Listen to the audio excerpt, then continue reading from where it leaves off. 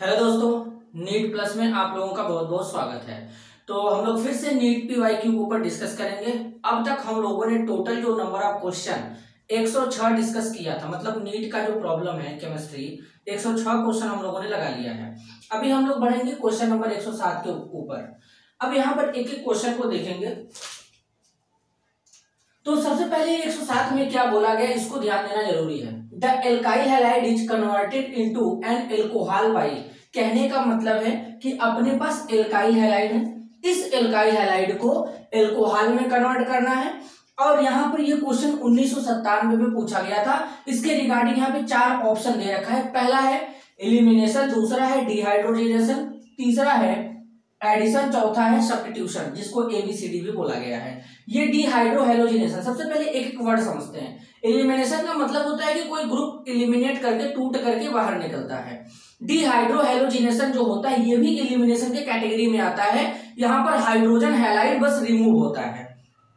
Addition में क्या होते हैं कि बेसिकली जहां पे एल्कीन और एल्काइन आते हैं, डबल बॉन्ड या ट्रिपल बॉन्ड होंगे, वो अपने को एडिशन रिएक्शन देते हैं। अब यहाँ पर लास्ट में सब्स्टिट्यूशन रिएक्शन, तो जहां पे सिंगल बॉन्डेड होता है वहां पे सब्स्टिट्यूशन रिएक्शन मिलता है। तो पहले तो हमको दिमाग में ये आ जाना चाहिए, एल्काइल हैलाइड बोला है, यहाँ पर एल्कीन यानी डबल बॉन्ड तो आने वाला है ही नहीं, तो मतलब एडिशन रिएक्शन तो नहीं होने वाला है। तो ध्यान से समझते हैं किस तरीके से सॉल्व करेंगे। तो सबसे पहले नॉर्मली हम लोग एक एल्काइल हैलाइड लेते हैं। तो एल्काइल हैलाइड का फॉर्मूला क्या होता है, RX होता है।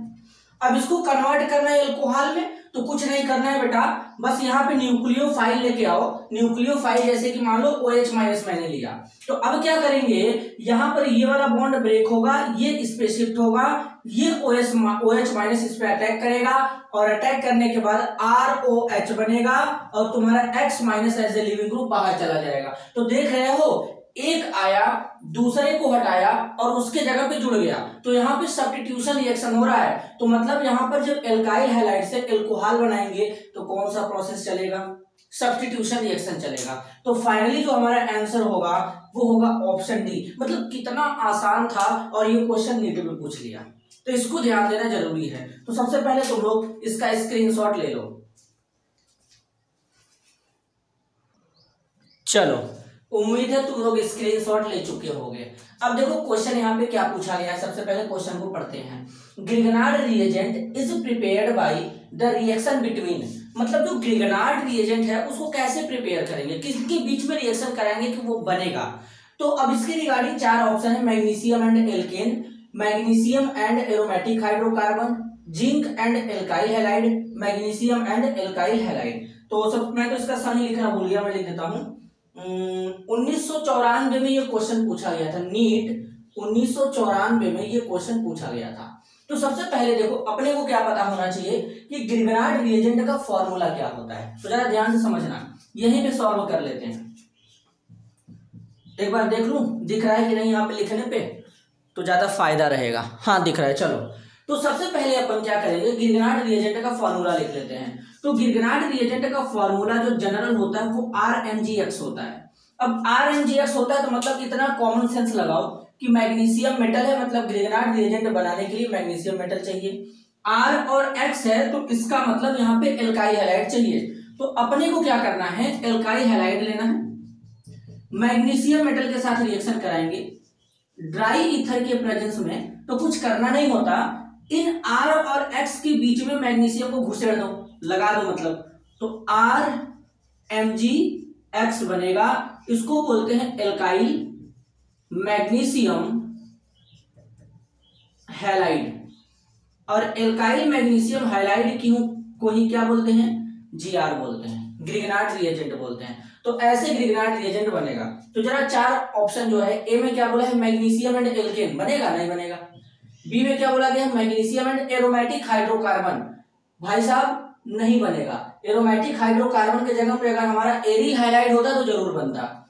जिंक एंड एल्काइल हैलाइड नहीं बनेगा, जिंक मेटल नहीं होना चाहिए, मैग्नीशियम होना चाहिए, गलत है। डी में बोला गया मैग्नीशियम एंड एल्काइल हैलाइड, तो डी यहाँ पे क्या होगा, फाइनली सही हो जाएगा। तो मैग्नीशियम और अगर हम एल्काइल हैलाइड इन दोनों का रिएक्शन कराएंगे तो ग्रिगनार्ड रिएजेंट हमारा बन जाएगा। तो इस तरीके से ये बन जाता है। तो इसका भी स्क्रीनशॉट लो। नेक्स्ट क्वेश्चन के ऊपर बढ़ते हैं। ये क्वेश्चन नंबर 108 था। अभी क्या करेंगे, क्वेश्चन नंबर 109 डिस्कस करने वाले हैं। स्क्रीनशॉट लो। चलो, उम्मीद है तुम लोग स्क्रीनशॉट ले चुके होंगे। तो अब जरा डिस्कस करते हैं क्वेश्चन नंबर 109 के ऊपर। देखो 109 में क्या बोला गया है, R and S enantiomers differ in. तो बेसिकली अब अगर हम बात करें जो आर और एस इनेंशियोमर होते हैं, तो बेसिकली ये ऑप्टिकली एक्टिव कंपाउंड के लिए होते हैं। तो अब जो ऑप्टिकली एक्टिव कंपाउंड होते हैं उनको कैसे डिफर कर सकते हैं, पीपीएल से डिफर कर सकते हैं। पीपीएल मतलब प्लेन पोलराइज्ड लाइट। वो क्या करता है कि जो अगर या तो वो पीपीएल को क्लॉकवाइज रोटेट करता है या फिर एंटी क्लॉकवाइज रोटेट करता है। अब इनमें से कौन आर होगा कौन एस होगा, ये जो कॉन्फ़िगरेशन है ये तो देखने पे ही पता चलेगा, अगर कोई कंपाउंड वगैरह दिया होगा तब। यहाँ पर तो केवल थ्योरी है, तो इतना ध्यान दो कि बेसिकली जो आर और एस होते हैं ये रोटेशन जो होते हैं पीपीएल का, पीपीएल मतलब प्लेन पोलराइज्ड लाइट, एक को क्लॉकवाइज दूसरे को एंटी क्लॉकवाइज रोटेट करते हैं, तो इन्हीं से इनको डिफर करते हैं। और यहाँ पर ये जो सॉल्युबिलिटी इन chemical solvent, chemical property, dipole moment, ऐसा कुछ नहीं है। तो इसके लिए केवल फाइनली जो हमारा आंसर होता है ये थ्योरी बेस्ड था, ऑप्शन ए है। 2000 में पूछा गया था ये क्वेश्चन। क्वेश्चन नंबर 110 है, in Friedel Crafts alkylation beside AlCl3 the other reactant are. मतलब जो फ्रीडल क्राफ्ट रिएक्शन होता है उसमें भी कौन सा रिएक्शन लिया है, ये ध्यान से देखना, एल्काइलेशन है। तो इसमें जो AlCl3 होता है इनके अलावा और कौन सा रिएक्टेंट हमारा यूज किया जाता है। तो देखो जो फ्रीडल क्राफ्ट जो FC रिएक्शन होता है ये 2 टाइप्स का होता है। एक होता है एल्काइलेशन और दूसरा होता है एसाइलेशन। अब एल्काइलेशन में R यहाँ पर इस तरीके का हम लोग RCl, इस तरीके का हम लोग रिएजेंट यूज करते हैं। एसाइलेशन में RCOCl, इस तरीके का रिएजेंट हम लोग यूज करते हैं। R हमारा कोई पे एल्काइल हैलाइड, R जो हमारा है वो कोई एल्काइल ग्रुप हो सकता है। तो अब जरा देखना, यहाँ पर एल्काइलेशन बोला गया है, तो पहली बात तो ए में बेंजीन NH2 दिया है, गलत है। सी में किया गया है बेंजीन CH3Cl दिया है, सॉरी बी पहले देखेंगे ना, सी कहां से देखेंगे, तो बेंजीन CH4 दिया है, गलत है। सी में देखेंगे तो बेंजीन दिया है, CH3Cl दिया है। तो यहां से अगर देखेंगे तो ये बेंजीन है।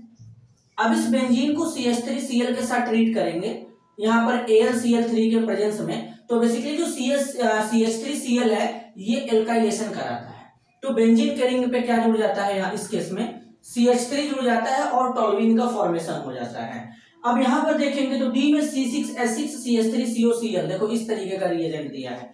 तो ये तो फ्रीडल क्राफ्ट में यूज होता है, लेकिन ये कब यूज होगा, जब हमारा एसाइलेशन होगा तब। और हमसे क्वेश्चन किस पे बेस्ड पूछा गया है, एल्काइलेशन पे पूछा गया है। तो फाइनली हमारा जो आंसर सही होने वाला वो कौन सा होने वाला है, ऑप्शन सी सही हो जाएगा। बेंजीन और CH3Cl ये यूज करेंगे AlCl3 के साथ में, तो इस केस में अपना टॉल्यूइन बन के तैयार हो जाता है। तो ये हमारा था क्वेश्चन नंबर 110, जो कि कब पूछा गया था, 1999 में पूछा गया था। तो इसका स्क्रीनशॉट ले लो, अभी आगे डिस्कस करते हैं।